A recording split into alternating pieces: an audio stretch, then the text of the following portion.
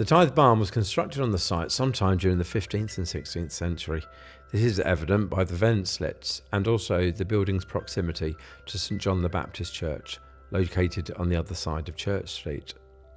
Tithes were originally a tax that required 1/10 of all agricultural produce to be paid annually to support the local church and clergy.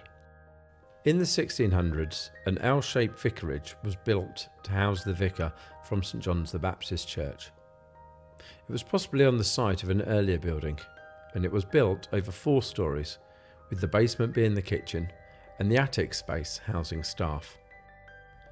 There is evidence that the rear yard would have had mullioned windows, which would have brought light down into the kitchen housed in the basement. Later in the 1600s, the vicarage was extended out into the rear yard. This closed off the windows to the basement and would have given further room to the ground and first floors. In the 1730s, shortly after the construction of the neighbouring Red House, the vicarage was remodelled with a new brick front elevation and a new brick outer skin to the south side elevation. The Red House would have been the first brick building in the town. This, along with the rigid symmetry and simple classical details, would have been at the height of Georgian fashion. The interior was also majorly reordered to reflect the new symmetrical frontage. In the 1760s, the height of Georgian fashion was to have bay windows. The vicar at this time had 2-storey bay windows added to the front elevation.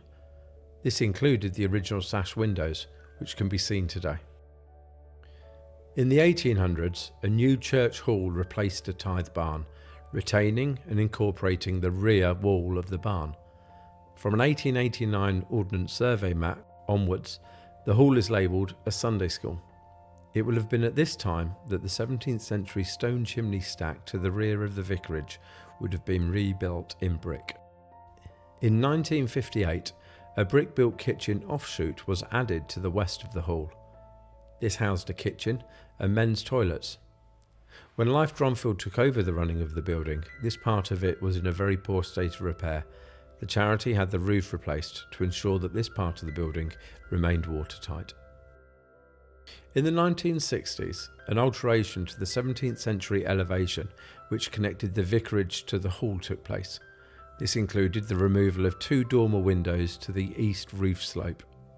The building was given Grade 2 listed status on the 9th of January 1967.